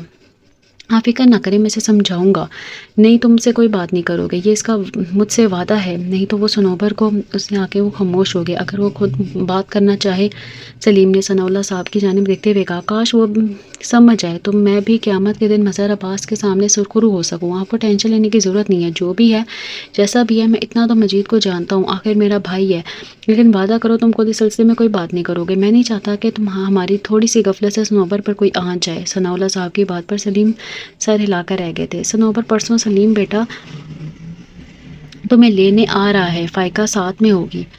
کیا میں نہیں جا رہی؟ فارم سبمٹ کرنے کی لاسٹ ڈیٹ ہے اور MBA تمہارے ابو کی بھی خواہش تھی، ویسے بھی وقت پر فارم سبمٹ ہو تو آخری وقت میں ٹینشن تو نہیں ہوتی۔ آپ بھی فائقہ کی زبان بولنے لگے۔ وہ سعدیہ بیگم سے الجھتے لہجے میں بولی، اور ٹھیک ہی کہتی ہے، ہر کام کو اس کے آخر پر چھوڑ دیتی ہوں، اور پھر آخری وقت میں نہ صرف خود پریشان ہوتی ہو بلکہ ساتھ میں سبھی کو پریشان کرتی ہو۔ ابھی ٹیلر سے میرے اور فائقہ کے کپڑے بھی نہیں آئے، اس نے بہانہ بنانا چاہا۔ کوئی بہانہ نہیں، میں کل ہی سے بات کرتی ہوں، ارجنٹ بنا دے گا، تمہیں اس کی فکر کرنے کی ضرورت نہیں ہے۔ امی، ابھی میرا آپ کے پاس کچھ دن اور رہنے کو دل چاہ رہا ہے، سوچا تھا مجید آئے تو تمہارے بارے میں بھائی صاحب سے بات کروں گی، لیکن پتہ نہیں یکدم ہی مجید کو کیا مسئلہ ہو گیا، اللہ خیر کرے۔ خود کلامی کے انداز میں وہ بولے تھیں کہ صنوبر انہیں دیکھ کر رہ گئی۔ کاش امی میں آپ کو بتا سکتی، لیکن میں آپ کو پریشان نہیں کرنا چاہتی۔ وہ ایک گہرا پرسوچ سانس لے کر رہ گئی تھی۔ پرسوں تک اپنی پیکنگ کر لینا، یہ کہتے ہی سعدیہ بیگم کمرے سے نکل گئی۔ فائقہ تو کہنے کو بہت سی باتیں بہت ہی ڈھکے چھپے فارم میں اس سے کہہ کر چلی گئی تھی، لیکن اسے بہت سی سوچوں کے گرداب میں چھوڑ گئی تھی۔ نہ چاہتے ہوئے بھی یہ خواب اس کی پلکوں پر بہت سال پہلے ٹھہر گیا تھا۔ مجید کے ساتھ نکاح کے بندھن میں بندھنے کا خواب گویا وہ اس وقت بہت چھوٹی تھی، عمر سے بھی، وہ عمر کے تجربے سے بھی اتنی چھوٹی کہ اس رشتے کی نزاکت کو سمجھ نہیں سکتی تھی، لیکن زندگی کے گزرے لمحوں اور سالوں کے ساتھ ساتھ اس کے ذہن میں جہاں شعور کی کھڑکیاں واں ہوئی، وہاں اس پر اس رشتے کی اہمیت اور نزاکت کا احساس بھی ہو گیا تھا۔ لیکن پھر کچھ حالات نے ایسا پلٹا کھایا کہ وہ رشتہ ایک بھرم تو رہ گیا تھا، بھرم اور ایک خوف کا امتزاج۔ بھرم کہ کسی کو اس رشتے کی کمزوری کا علم نہ ہو پائے، اور خوف کہ جو ہی یہ بھرم ٹوٹا، یہ رشتہ جو محض ایک نام کی بنیاد پر لگا ہوا تھا، جس کی حقیقت ایک کاغذ پر کیے ہوئے دستخط سے زیادہ کچھ نہیں تھی، وہ بھی ختم ہو جائے گا۔ ان تمام حقائق کے باوجود ایک خواب ایک امید کی صورت میں اس کی پلکوں کی چلبلن پر آن ٹکا تھا۔ اس کی آنکھوں کے گوشے نم ہو گئے تھے، اس کی پلکیں لرزنے لگی تھی، وہ بے ساختہ اپنے گالوں پر اترنے والے آنسوں پر اختیار نہیں رکھ پائی تھی۔ اپنے دائیں ہاتھ کی پشت سے آنسو صاف کرتے ہوئے رات کے نہ جانے کون سا پہر وہ نیند کی وادیوں میں کھو گئی تھی۔ وقت اپنے طور پر پھر سے زرکنے لگا، ایسا ایسا بھرم قائم تھا، لیکن اس قائم بھرم کے باوجود رات کے اندھیرے اور گزرتے لمحوں میں ایک تڑپ ہی اس کے دل میں جاگ اٹھی تھی۔ لاسٹ سیمسٹر چل رہا تھا، وہ پڑھائی سے اکتا چکی تھی کہ کچھ دیر کو فریش ہونے کے لیے فائقہ کے کمرے میں چلی گئی۔ اسے کمپیوٹر کے سامنے بیٹھا دیکھ کر بولی تھی، کیا کر رہی ہو؟ چیٹنگ؟ اوہو، حسب معمول چیٹنگ؟ تمہیں معلوم تو ہے، ساتھ میں ای میل بھی چیک کر رہی تھی، کافی دن ہو گئے ہیں۔ کس کی ای میل؟ چیٹنگ؟ دیکھیں، اچھی طرح جانتی تھی کہ فائقہ کا فارغ وقت میں محبوب مشغلہ چیٹنگ ہے، اس لیے ذرا مذاق اس سے بولی تھی، کافی دن سے تمہارا مطلب ہوگا کہ یہی 2 دن؟ ایک اور مذاق اس نے کیا، نہیں اس مرتبہ تو 3 دن ہو گئے ہیں۔ اتنا کہہ کر وہ خاموش ہو گئی، بلکہ صنوبر کو جواب دیتے ہوئے بددستور اس کی نگاہیں کمپیوٹر اسکرین پر تھیں۔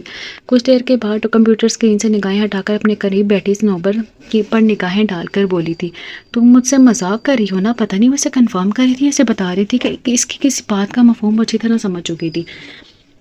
وہ بھی تھا جو بھی تھا، اس نے کچھ اس اندازے سے کہا تھا کہ بے ساختہ ہی صنوبر کی ہنسی چھوٹ گئی تھی۔ اڑا لو مذاق میرا، آنے تو ایک مرتبہ مجید بھائی کو دل کھول کر شکایتیں لگوں گی۔ بہت دنوں بعد فائقہ کے ہونٹوں پر پھر اسی بے نام سے رشتے کا ذکر آیا تھا کہ بے ساختہ اس کی ہنسی کو بریک لگ گیا تھا۔ کچھ لمحوں کے بعد اس کی خاموشی بھانپتے ہوئے فائقہ اپنی جگہ سے اٹھ کھڑی ہوئی۔ کہاں جا رہی ہو؟ یار چائے پینے کو دل چاہ رہا ہے، تم بیٹھو میں بھی لے کر آتی ہوں، آج خوب ڈھیر ساری باتیں بھی کریں گے۔ اچھی بات ہے، تو کیا اس گرمی میں چائے کے بغیر باتیں نہیں ہو سکتی؟ یار مزہ آتا ہے۔ اوکے، اگر تمہارا دل نہیں چاہ رہا تو نہیں، تم جاؤ، بلکہ جلدی سے واپس آ جانا۔ بھائی بلے بلے۔ کمرے سے نکلتی فائقہ کی آواز اس کے کانوں کے پردوں سے ٹکرائی۔ اس کے جواب پر صنوبر کھلکھلا کر ہنس پڑی۔ ہاں سنو، فائقہ نے دوبارہ کمرے میں جھانکا تھا، اب کیا ہے؟ ایسی ہنسی را کر اچھی لگتی ہو۔ اتنا کہہ کر وہ چھپاک سے کمرے سے نکل گئی۔ چند لمحوں بعد وہ خود ہی اٹھ کر کمپیوٹر کے سامنے آ بیٹھی۔ چیٹنگ ونڈو اوپن تھی، کوئی تھا جو بار بار فائقہ کو میسج کر رہا تھا، where are you, where are you. بس صنوبر کو ایک دم ہی شرارت سوجی تھی اور اس نے ٹائپ کر کے میسج کر دیا تھا، یس آئی ایم ہیئر۔ یار کہاں چلی گئی تھی؟ رومن انگلش میں باری آ گئی تھی۔ اس نے کہا مجھ سے بڑھ کر اور کیا مصروفیت ہوگی جناب کی؟ بے تکلفی سے جواب آیا تھا۔ ایک لمحے کو وہ کنفیوز ہو کے پہلا میسج نے کیا، اب آپ کہاں چلی گئیں؟ کہیں نہیں، یہی ہوں۔ کی بورڈ پر اس کی انگلیاں حرکت میں آئی۔ آپ کی شاعری کہاں تک پہنچی؟ شاعری؟ آپ کو کیسے معلوم ہے کہ میں شاعری کرتی ہوں؟ الہام ہو گیا تھا۔ تو کیا فائقہ بھی شاعری کرتی ہے؟ اس نے سوچا۔ آپ نے خود ہی تو بتایا تھا، بھول گئی؟ ہاں بتایا ہوگا، نہیں بلکہ 100% آپ ہی نے بتایا تھا۔ تو کیا آپ کو بھی شاعری کا شوق ہے؟ ہوں، تھوڑا بہت۔ جو بھی تھا دوسری جانب گفتگو بذریعہ چیٹ کرنے والا خاصا ڈیسنٹ بندہ تھا۔ وہ اس کا نام نہیں جانتی تھی اور ایک مرتبہ تو نام پوچھنے کے لیے اس نے میسج کر دیا، ایک سوال کا جواب دیں گے؟ ہم تو آپ کے ہر سوال کا جواب دینے کے منتظر ہیں، کبھی زندگی میں موقع تو دیں۔ آپ بلا وجہ فری ہو رہے ہیں۔ اس کی بات اسے عجیب سے لگی تھی۔ کچھ لمحہ پہلے جو اسے ڈیسنٹ کی صف میں کھڑا کیے ہوئے تھی، اسے اپنی غلط سوچ کا احساس ہونے لگا تھا۔ اور جو کوئی بھی تھا اسے فائقہ سمجھ کر اسے بات کر رہا تھا، اور اس وقت اسے نام پوچھنے کا مطلب اسے شک میں ڈالنا تھا۔ آپ اس قسم کی فضول گفتگو کریں گے تو میں کمپیوٹر لوگ آف کر دوں گی۔ اوکے، سوری نہیں کرتا ہوں۔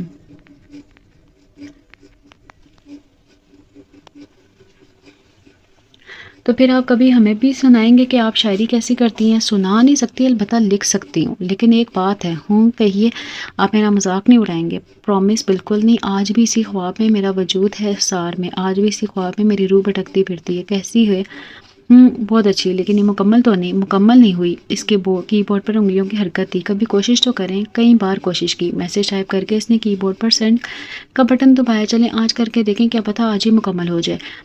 تو میرے خواب ہستی جسے کہتے ہیں اجڑ گئی، مگر آج بھی اسی آس میں دل میرا یوں ہی الجھا ہوا ہے۔ کوئی آئے شہر یار راہ سے، میرے خواب بستی جمال میں، مجھ سے چھین لے میری ردائے غم، مجھے لے چلے میرے شہر خواب، جس شہر خواب میں ہے میرا آشیاں، جس کے ہر در پر ہے پروں کی خوشی، جس کے در و دیوار میں ہے محبت رچی، جس کے ہر چراغ میں ہے امید کی لو۔ وہی خواب میری روح ہے، وہی وجود میرا حصار ہے۔ کیسے لگے؟ ابھی اس نے میسج ٹائپ ہی کیا تھا کہ چیٹنگ ونڈو غائب ہو گئی تھی۔ خواب میری روح ہے، وہی وجود میرا حصار ہے۔ کیسی لگی؟ ابھی اس نے میسج ٹائپ ہی کیا تھا کہ چیٹنگ ونڈو غائب ہو گئی تھی، شاید نیٹ ڈسکنیکٹ ہو گیا۔ اسے قدر افسوس ہوا تھا، لیکن اس کے ساتھ ہی اسے کونا خوشی کا احساس ہوا تھا۔ اس کی نظم مکمل ہو گئی تھی۔ اس کی ادھوری نظم، وہ جو کوئی بھی تھا چند لمحوں کے لیے ہی صحیح، اس کی گفتگو سے اس کی ادھوری نظم کو مکمل کر دیا تھا۔ وہ خوشی تھی، حد درجہ خوشی۔ کیا ہوا؟ یہ ایسے اکیلے کیوں مسکرایا جا رہا ہے؟ چائے کی کپ ٹرے میں رکھے فائقہ کمرے میں داخل ہوئی تھی۔ کچھ نہیں، بس ایسے ہی۔ خیر تو ہے نا؟ آنکھیں مٹکاتے ہوئے بولی تھی۔ تمہیں تو ہر وقت فضول ہی سوچتی رہتی ہے، پھر بھی آخری مجھے بھی تو پتہ چلے۔ کہا نا کوئی بات نہیں ہے، وہ جواباً نفی میں سر ہلاتے ہوئے بولی۔ اور یہ تم نے کمپیوٹر شٹ ڈاؤن کیا ہے؟ کیوں؟ میں نے تو چیٹنگ ونڈو آن کی ہوئی تھی۔ ہاں کیوں؟ میں نے اسے بند کر کے لاگ آف کر کے کمپیوٹر شٹ ڈاؤن کر کے۔ ایک لمحے کو صنوبر بکلائی تھی۔ تو اس میں اتنا پریشان ہونے والی کون سی بات ہے؟ نہیں، اصل میں تم کسی سے چیٹ کری تھی تو میں نے بھی اس کے ساتھ چیٹنگ شروع کر دی تھی، تو اتنی سی بات ہے۔ سوری، کس بات کی؟ میں نے تمہاری اجازت کی بنا ہی صنوبر، کیا چھوٹی چھوٹی باتوں کو لے کر بیٹھ جاتی ہو، پھر بھی تم سے پوچھے بغیر؟ پھر وہی بات، کیا پتہ، میں بھی یہی چاہتی ہوں۔ ٹھیک ہے، ایسا کرو، فرض کر لو کہ میں بھی یہی چاہتی تھی کہ میرے بعد اس چیٹر سے بات تم کرو۔ کیا مطلب ہے تمہاری اس بات کا؟ سیدھی بات صاف ہے کہ میں اس چیٹر سے پہلے بھی باتیں کرتی ہوں، اور آج بہت دنوں بعد اس کے ساتھ بات ہو رہی تھی کہ تم چلی گئی، اور اچھا ہی کیا، تم نے کچھ دیر کو میری جگہ لے لی۔ ویسے اسے شک تو نہیں ہونے دیا؟ نہیں، لیکن اس نے مجھے ایک بات بتائی ہے تمہارے بارے میں۔ کیا تم شاعری بھی کرتی ہو؟ ہاں، لیکن اس نے اوکے چھوڑو، ہم کسی اجنبی کی خاطر فضول بحث میں الجھے میں۔ جواب میں صنوبر نے تائیدی انداز میں سر بات میں سا ہلا دیا تھا۔ گلے کے آخری کونے پر ثناء اللہ صاحب کا گھر چھوڑ کر تقریباً 5 گھروں کے فاصلے پر شبیر صاحب کو گھر تھا۔ فائقہ شام کے وقت گھر پر نہیں تھی۔ سلیمہ بیگم نے اس کے ہاتھ کھیر دے کر بھیجا، ان کے ہاں بھی دے آئے، تم فائقہ کو لے کر جانا، آپ کو پتہ ہے تو ہے وہ گھر پر نہیں ہے۔ اچھا رک جاؤ، بس 15 منٹ انتظار کرو، میں کتنے سے کام سے مٹ لوں، پھر تمہارے ساتھ چلتی ہوں۔ میں دے آتی ہوں۔ نہیں بیٹا، اکیلے نہیں، آج کل زمانہ خراب ہے۔ زمانے کو خراب نہ بولے، یہ کہیں کہ آپ کو اپنی بیٹی پر اعتبار نہیں ہے، غلط بات۔ اور ویسے بھی مجھے آپ کے ساتھ نہیں جانا، مجھے ان سے باتیں کرنی ہے، اور اگر آپ ساتھ ہوئیں تو وہ واپسی کی جلدی مچا دیں گے، اس لیے آپ کام کریں، میں خود ہی کھیر دے آتی ہوں۔ اچھا بابا ٹھیک ہے، لیکن میں مین گیٹ پر کھڑی ہوں، جب تم ان کے گھر داخل ہو جاؤ گی تو میں اندر آ جاؤں گی۔ میں نے تو پہلے ہی کہا تھا آپ کو بیٹی پر اعتبار نہیں ہے۔ اس نے بھی ساختہ ہی منہ بس ہو رہا تھا، بیٹی پر اعتبار ہے، زمانے پر اعتبار نہیں ہے۔ اچھا مجھے نہیں آتے یہ فلسفے، میں چلوں، یہ کھیر کا پیالہ لے جاؤ۔ وہ یہ کہتے ہی سلیب پر رکھے کھیر سے بھرے پیالے کی جانب بڑھی تھی اور ہاتھ میں پکڑے وہ کچن سے نکل آئی۔ اس کے پیچھے پیچھے سلیمہ بیگم بھی صافی سے ہاتھ پوچھتے ہوئے نکل آئی، اور پھر جب تک وہ شبیر صاحب کے مین گیٹ سے اندر داخل نہیں ہو گئی تھی صنوبر کو، تو وہ دور سے اپنے مین گیٹ پر کھڑی نظر آتی رہی۔ صنوبر اپنی امی کی ٹیچنگ کے دل سے قائل تھی، لیکن ان کا نہ صرف اپنے لیے بلکہ فائقہ کی حد درجہ محتاط رویہ کبھی کبھی صنوبر اور فائقہ دونوں کی الجھن میں ڈال دیتا تھا۔ جواب میں ان کے ہمیشہ یہی 2 جملے ہوتے تھے، ہمیں اپنی بیٹیوں کی تربیت پر اعتبار ہے، لیکن دنیا پر اعتبار نہیں ہے. یا پھر وہ یہ کہتی تھی کہ ہر ماں اپنی بیٹی کے لیے ایسے ہی فکر مند ہوتی ہے. کافی دیر وہ ان کے ساتھ باتیں کرتی رہی. پھر واپسی کا ایک دم خیال آنے پر اٹھ کھڑی ہوئی تھی. بیٹا رات کا کھانا کھا کر جانا. نہیں پھر کبھی صحیح. شکریہ بہت بہت. لیکن بیٹا وقت تو ہو رہا ہے. بس چلتی ہوں. امی گھر میں پریشان ہو رہی ہوں گی. ان سے باتیں کرتے وقت گزرنے کا خیال ہی نہیں آیا. میں چھوڑ آتی ہوں. نہیں آنٹی آپ زحمت نہ کریں. ساتھ ہی تو گھر ہے. میں چلی جاتی ہوں. اچھا پھر گھر فون کر کے اپنی آنٹی کو بتا دو کہ تم آ رہی ہو تاکہ وہ پہلے ہی مین گیٹ کھول دیں. یہ کہہ کر وہ لاؤنج میں پڑے ٹیلی فون کی جانب بڑھی اور آنٹی کو فون کر کے واپس میں سے شبیر کے پاس چلی آئی. کر دیا فون؟ جی. یہ لے جانا. انہوں نے وہی پیالہ اس کی جانب بڑھایا جس میں وہ کھیر لے کر آئی تھی. اس میں حلیم ہے. زبردست بنی ہے. میں نے تو کہا تھا کھا کر جانا لیکن تم نہیں مانتی. اب یہ گھر لے جاؤ. جی اچھا. حلیم سے بھرا پیالہ اٹھائے وہ شبیر صاحب کے مین گیٹ سے نکل کر اپنے گھر کے جانب فٹ پاتھ پر قدم بڑھانے لگی. اب بھی چند فرلونگ ہی چلی تھی کہ 2 موٹر بائک آ کر رکے. مس ہم آپ کو کوئی ہیلپ کر سکتے ہیں؟ ٹین ایجرز بائک پر بیٹھے اسے پوچھ رہے تھے. صنوبر سر جھکائے اپنے دھیان میں آگے قدم بڑھاتی تھی کہ ایک لڑکا موٹر بائک اس کے راستے پر روک کر کھڑا ہو گیا. اسی طرح سے اس کے موٹر بائک پر اگلا ٹائر فٹ پاتھ پر تھا. مس ہم آپ سے بات کر رہی ہیں اور آپ ہیں کہ میں لفٹ بھی نہیں کرا رہی ہیں. وہ بھی خاموش تھی اور دل میں آتی کرسی کا وت کرنے لگی. یا اللہ کیسے جان چھوٹے گی. نظریں پیالے پر جمائے وہ سوچ رہی تھی کہ دوسرے بائک پر بیٹھا لڑکا بولا تھا. مس بات کریں نا. ہم تو آپ کی آواز سننے کو ترس رہے ہیں. صنوبر نچلے ہونٹ کا کونا دانتوں تلے دبائے ان سڑک چھاپ لڑکوں سے جان چھوٹنے کی دعائیں مانگ رہی تھی. ہاں بھائی کیا بات ہے. اسے یک لگتی اپنے پیچھے سے ایک مردانہ آواز آئی تھی. بات تو جو ہے وہ ان سے ہے مگر آپ بلا وجہ ہیرو بننے کی چکر میں کیوں چلے آ رہے ہیں. راستہ ناپیں اپنا. بکواس بند کرو. فوراً یہاں سے دفع ہو جاؤ. آخر تم ہو کون؟ رشتہ دار ہوں اور اسی کے ساتھ ہوں. یہ تم ان دونوں نے آنکھیں کھول کر پیچھے دیکھا ہوتا تو میں نظر آ جاتا. دفع ہوتے ہو یا پھر بلاؤں کسی کو؟ اب اس لڑکے نے اتنی ہی بات کی تھی کہ وہ دونوں لڑکے تیزی سے موٹر بائک موڑتے اندھیرے میں غائب ہو گئے تھے. اس پورے واقعے کے درمیان وہ خاموش کھڑی تھی اور ابھی تک اس بے یقینی کی کیفیت میں تھی کہ آیا اس کی جان ان سڑک چھاپ لڑکوں سے چھوٹ گئی یا نہیں. مس صنوبر کیوں کھڑی کیوں ہیں؟ گھر جائیے. وہ لڑکے چلے گئے ہیں. اسے اپنے عقب سے پھر سے سو آواز سنائی دی کہ بے اختیار سے کرنٹ لگا. وہ اپنی ایڈی کے بل مڑی تھی. وہ اس کا نام جانتا تھا. جو کوئی بھی تھا اس نے اس کا نام لے کر پکارا تھا اور پھر اس کی نگاہیں اس کے چہرے پر گڑ کر رہ گئی. آپ ہی وہ فارم سبمٹ کرانے والے. آپ بے فکر ہو کر گھر جائیے.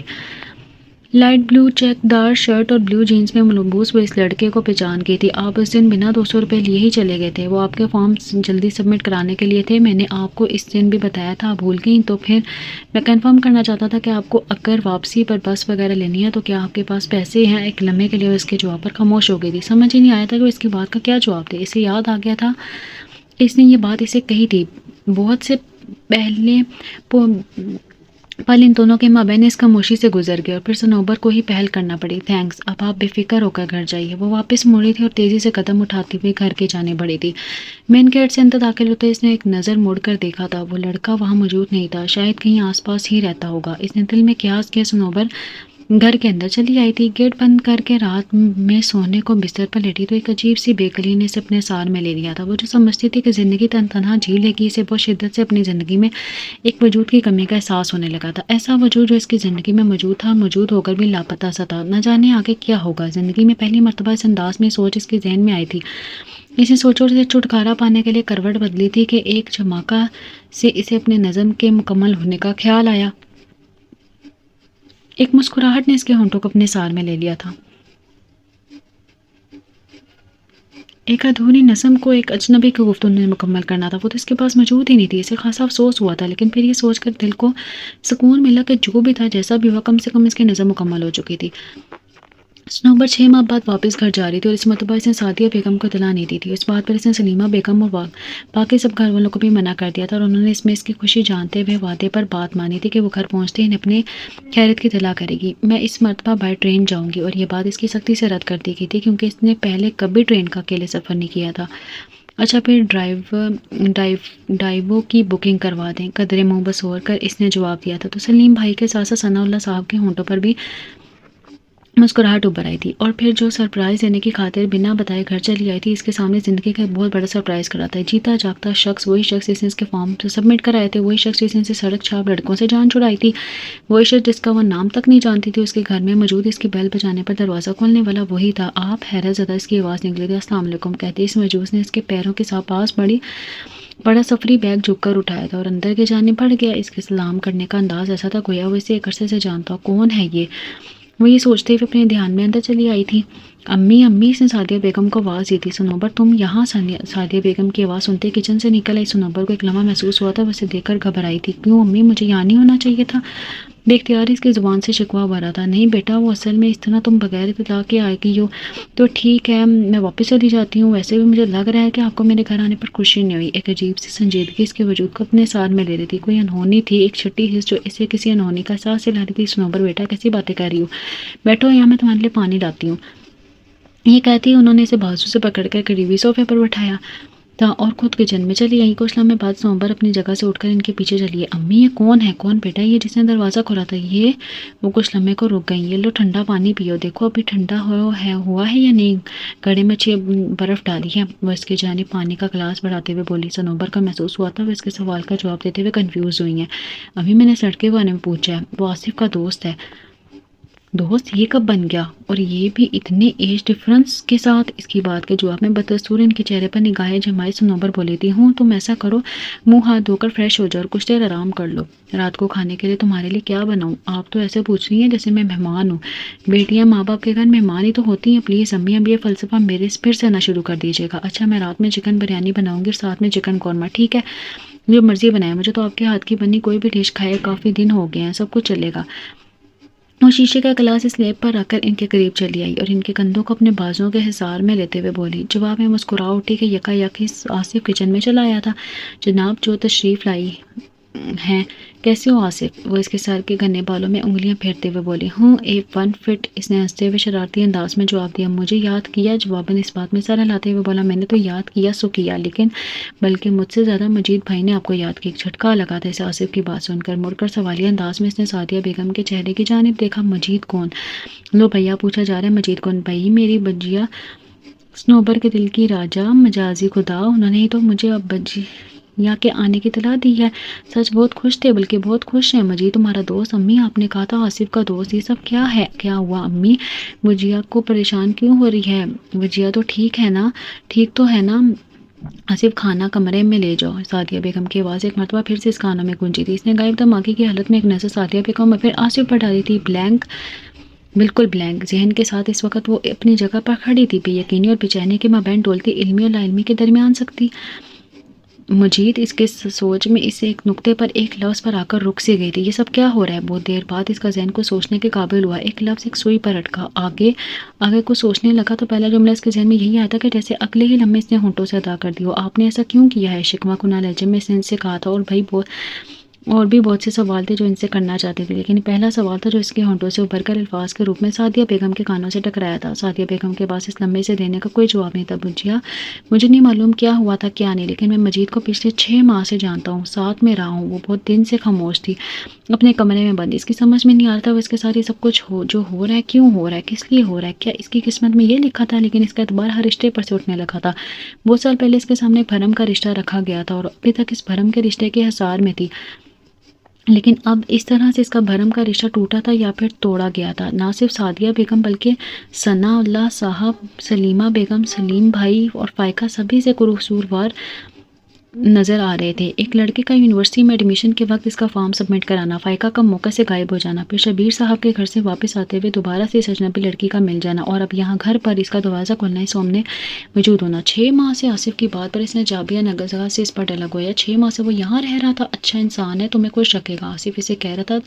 وہ دکھ جو اتنے سالوں سے اس رشتے پر اٹھا رہی تھی، وہ اس دکھ کا اندازہ صرف اس سے ہی تھا کہ وہ دکھ اس کے دل نے سہا تھا۔ وہ رشتے کے بھرم کا غم اس کے دل پر ایک بوجھ بن کر گرا تھا۔ تم نہیں جانتے کہ میرے ساتھ بجو جانتا نہیں تھا، کاش پہلے جان پاتا تو کچھ کرتا، اور اگر آپ کو مجھ سے شکوہ ہے کہ میں نے مجید بھائی کے بارے میں آپ کو نہیں بتایا تھا تو مجھے بھی آپ سے شکوہ ہے کہ آپ نے اپنے دکھ میں مجھے شامل نہیں کیا، مجھے اس قابل بھی نہیں سمجھا کہ مجھے اپنے اوپر گزرنے والے دکھ سے آگاہ کریں۔ بہت ہی سنجیدہ لہجے میں اس کے سامنے بیٹھا بول رہا تھا۔ جب سے اسے حقیقت کا علم ہوا تھا وہ کسی سے بھی بات کرنے کو تیار نہیں تھا، خاموش ہو کر رہ گئی تھی۔ گویا کہ ایک مرتبہ مجید نے بھی اسے بات کرنے کی کوشش کی، لیکن اس نے بھی صاف کھرا جواب دے دیا تھا۔ وہ بھی خاموش ہو گیا تھا کیونکہ وہ اس کے جذبات اور احساسات کو تھوڑا بہت سمجھ رہا تھا اور ابھی بہت کچھ سمجھنے کی کوشش کر رہا تھا، اس لیے جلد بازی میں پہلے سے بگڑے اور الجھے معاملے کو الجھانا نہیں چاہتا تھا۔ بہت دن بعد آصف کو اسے بولنے کا موقع مل پایا تھا، اور اس وقت وہ اس کے سامنے موجود بول رہا تھا، بلکہ اس مرتبہ تو اس کے لہجے میں شکوہ تھا۔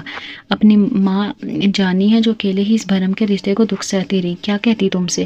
مجھے تو خود سمجھ میں نہیں آ رہی تھی۔ آنسو اس کے پلکوں پر آن ٹھہرے تھے۔ آج بہت سالوں بعد اس کا ضبط ایک بار پھر سے جواب دے گا تھا۔ پہلی مرتبہ مجید کی ثناء اللہ صاحب سے ٹیلی فون پر بات سن کر جب وہ سلیمہ بیگم کے گلے لگ کر روئی تھی، اور دوسری مرتبہ آج آصف کے سامنے جو اس کا بھائی تھا۔ میں تمہیں پریشان نہیں کرنا چاہتی تھی، اور پھر تم کیا کر لیتے؟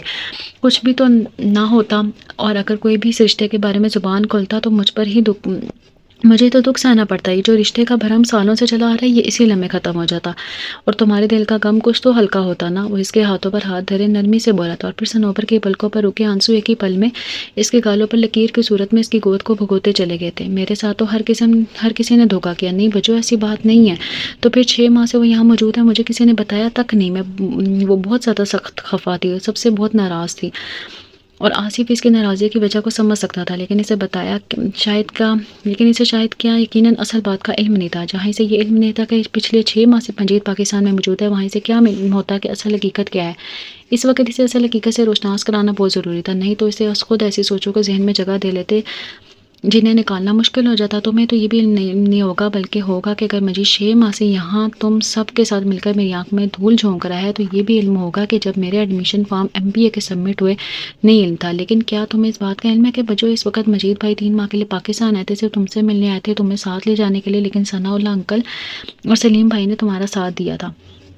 میرا ساتھ کیا کہنا چاہتے ہو؟ کیا وہ میرا ساتھ تھا کہ مجھے بتائے بغیر سلیم بھائی اور فائقہ مجھے یہاں سے زبردستی لے گئے، اور اب کیا تم انہی کی سائیڈ لوگے؟ انہوں نے مجھے بتایا بھی نہیں، اور ایڈمیشن بھی۔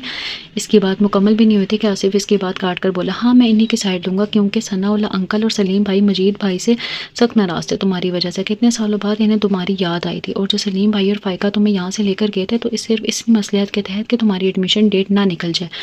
اور انکل اور سلیم بھائی تو مجید بھائی سے اس قدر ناراض تھے کہ 1 ماہ بعد ہی انہیں واپس جانا پڑا بنا تم سے ملے۔ اب یہ تو نہ کہو آیا تھا فارم سبمٹ کرانے۔ ہاں سلیم بھائی کی منت سماجت پر صرف اس شرط پر کہ 1 مرتبہ تمہیں دیکھنا چاہتا تھا۔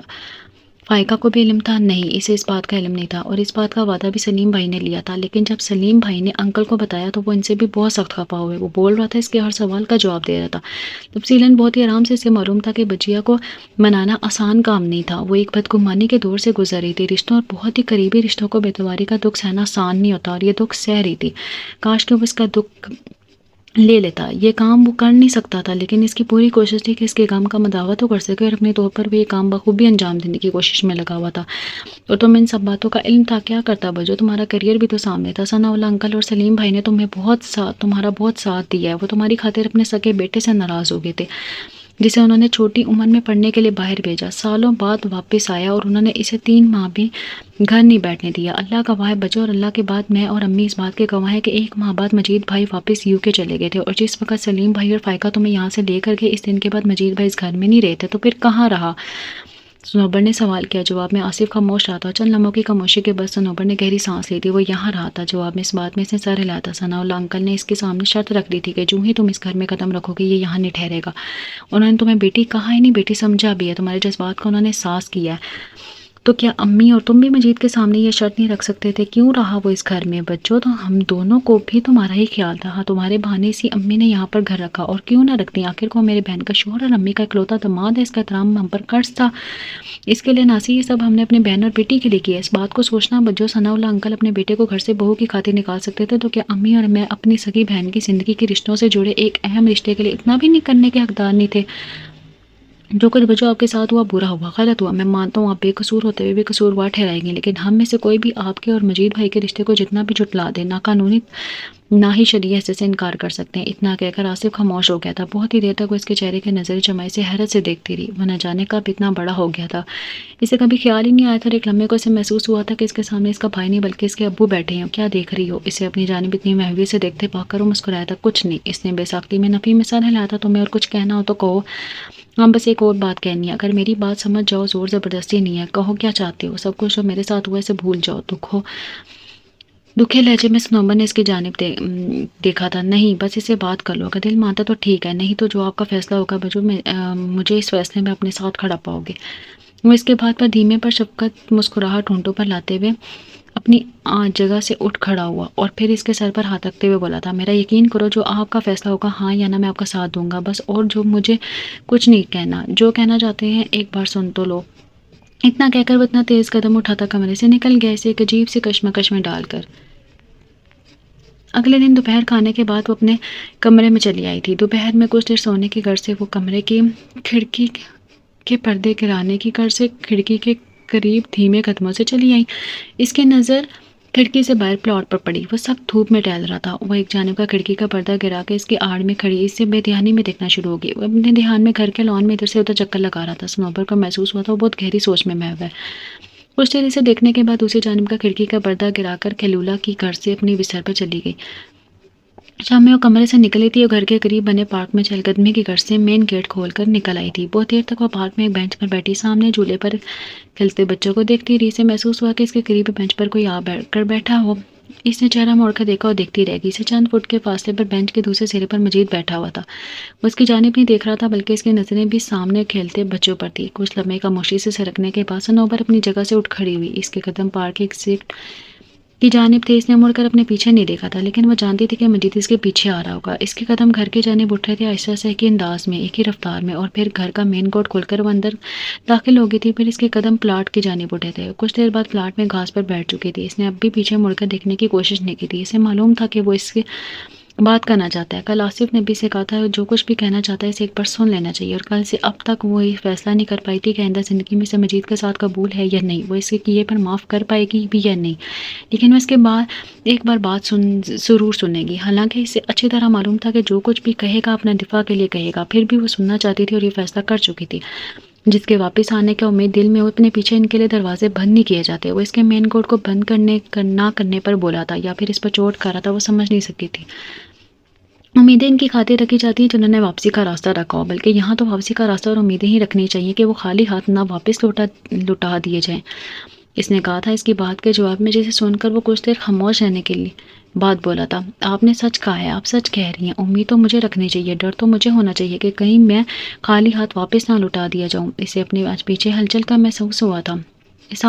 پھر گھاس پر قدموں کی آواز۔ اب وہ اس کے سامنے آ کھڑا ہوا تھا اور پھر قریب ہی کچھ فاصلے پر چوکڑی مار کر بیٹھ گیا۔ آصف نے مجھے کہا تھا کہ مجھے فیصلہ کرنے سے پہلے ایک بار آپ کی بات سن لینی چاہیے، اس لیے آپ کو اپنا دفاع میں جو کچھ کہنا ہے کہہ سکتے ہیں۔ اس کا لہجہ اسپاٹ تھا اور قدرے تلخی اپنے اندر سموئے ہوئے تھا۔ مجھے اپنے دفاع میں کچھ نہیں کہنا، ہاں معافی مانگنی ہے کہ میں نے آپ کے ساتھ جو کیا برا مجھے نہیں کرنا چاہیے تھا۔ کہہ دینا بہت آسان ہے، نہیں کرنا چاہیے تھا۔ سہنے اور سننے میں بہت فرق ہوتا ہے۔ بظاہر اس کے لہجے میں تلخی کا عنصر تھا، لیکن اس جملے کو سنتے ہوئے مجید کو صنوبر کا لہجہ پہلے سے کہیں زیادہ تیکھا محسوس ہوا تھا۔ سمجھتا ہوں، سمجھتے ہوتے تو یہ سب نہ کرتے۔ تب نہیں سمجھتا تھا، جب سمجھ آیا تو میں نے دیر نہیں کی واپس لوٹنے میں، لیکن ڈیڈ مجھ سے اتنا ناراض تھے کہ آپ سے بات کرنے کی گنجائش ہی نہیں بنتی تھی۔ تو پھر کیا اب راضی ہو گئے ہیں؟ نہیں، میں تو ان کا سگا بیٹا ہوتے ہوئے بھی ان کے نزدیک اس رشتے کا وہ مقام حاصل نہیں کر پایا جو آپ نے ان کی بہو کے ہونے کے ناطے بہو سے بڑھ کر بیٹی کا مقام حاصل کر لیا۔ تو آج آپ کی زبان اس رشتے کا نام کیوں ہے آیا؟ آپ ہی کا تو کہنا تھا کہ جب بھی کبھی اس ایشو پر بات ہوگی تو اسی بات سے آپ مجھے ڈائیورس دے دیں گے۔ کیا آپ بھول گئے ہیں وہ ساری آپ کی کئی باتیں؟ لیکن مجھے یاد ہے آپ بھی حرف بہ حرف، لیکن اگر آپ کہیں تو دوبارہ دہرا دوں۔ نہیں، مجھے بھی یاد ہے۔ پھر کچھ لمحے توقف کے بعد بولا، تو پھر آپ کچھ اور کہنا چاہتے ہوں تو کہہ سکتے ہو، میں تھک گیا ہوں۔ بہت سال پہلے مجھے اپنی غلطی کا احساس ہو گیا تھا اور آپ کو اپنے ساتھ لے جانے پاکستان بھی آیا تھا، لیکن ڈیڈ نے مجھے سختی سے منع کر دیا۔ وہ چاہتے تھے کہ آپ اپنا MBA کر لیں، وہ مجھ سے ناراض تھے۔ میں نے سوچا کہ آپ کو سکون سے MBA کرنے دوں اور واپس UK جا کر اپنا بزنس جو اسٹڈیز کے بعد اسٹارٹ کیا تھا اس کو پاکستان میں اسٹیبلش کروں۔ تب بھی میں نے سوچا تھا کہ میں نے جو آپ کے ساتھ غلط کیا وہی میرے ساتھ بھی ہونا چاہیے، لیکن میں ڈر گیا تھا۔ میں زندگی کی دوڑ میں اکیلے بھاگتے ہوئے تھک گیا تھا، اور پھر زندگی کی دوڑ میں میرے قدم تھک کر رکے جاتے۔ مجھے لگا کہ آپ بھی تھکنے لگی ہیں، بالکل میری طرح۔ میں تو پھر مرد تھا، لیکن مجھے اس دن اپنی غلطی کا احساس اس شدت سے ہوا کہ پوری رات روتا رہا۔ صنوبر اس کے آخری جملے پر چونک اٹھی۔ اس دن سوالیہ انداز میں صنوبر اس کے چہرے پر نگاہ ڈالی۔ مجھے لگا کہ آپ اس رشتے کا بھرم رکھتے رکھتے تھکنے لگے ہیں، لیکن اس خواب کے سامنے ابھی تک ہیں۔ صنوبر کی نگاہیں اس کے چہرے پر مرکوز تھیں۔ چیٹ پر وہ میں ہی تھا، نہ جانے آپ نے وہ اپنی نظم مکمل کی یا نہیں، لیکن مجھے ابھی تک یاد ہے۔ کوئی آئے شہر یارا سے میرے خواب بستی جمال میں، مجھ سے چھین لے میری ردائے غم، مجھے لے چلے میرے شہر خواب۔ مجھے لگا آپ مجھے بلا رہی ہیں، اور اس مرتبہ میں نے یہ غلطی نہیں کرنی تھی، اور ڈیڈ کی ناراضی کو بھی خوف ختم ہو گیا تھا۔ بس مجھے اتنا علم تھا کہ کوئی ہے میرے قریب، میرے آس پاس، میری ذات سے جڑی حقیقت۔ اس مرتبہ میں چاہ کر بھی اس نگاہ کے بندے سے نگاہیں نہیں چڑھا پایا تھا۔ بس مجھے آپ سے ملنا تھا، آپ سے بات کرنی تھی، آپ کو بتانا تھا کہ آپ کے خواب کو میں پورا کروں گا۔ وعدہ نہیں کرتا لیکن کوشش کروں گا کہ آپ کو آپ کے خواب بستی جمال میں لے جانے کا۔ میں اپنی زندگی کی آخری سانس تک کوشش کروں گا اور کرتا رہوں گا۔ بالفرض میں یہ بھی نہیں کر سکا تو کسی ایسے انسان کی تلاش میں آپ کی مدد کروں گا جو آپ کے خواب کو حقیقت میں بدلنے کی کوشش کرنے کی سخت رکھتا ہوں۔ میں 6 ماہ پہلے آیا تھا اور ڈیڈ نے مجھے منع کر دیا تھا کہ آپ سے اس وقت تک کوئی بات نہ کروں اور نہ ہی گھر آؤں جب تک آپ کے فائنل سیمسٹر نہیں ہو جاتے۔ پھر میں سعدیہ آنٹی کے پاس چلا آیا، بلکہ وہ خود مجھے اپنے پاس لے آئیں۔ وہ سن رہی تھی دم سادے، خاموش اور حیرت سے۔ بہت سی حقیقتوں سے پردہ صاف آصف نے اٹھا دیا تھا، جو باقی کی حقیقتیں تھیں ان سے روشناس اب ہو رہی تھی۔ خالہ کو پتا تھا کہ اس دن آپ چیٹ پر تھے، نہیں وہ تو شاید آپ سے باتیں کرتے ہوئے کمرے سے چلے گئیں، لیکن اس نے مجھ سے آپ کے کمرے میں داخل ہونے کا ذکر کیا تھا، اور پھر اس کا بات کرنے کا انداز اور طرح کا ہے۔ میں ایک ہی پل میں سمجھ گیا تھا کہ وہ آپ تھیں، سنوبر۔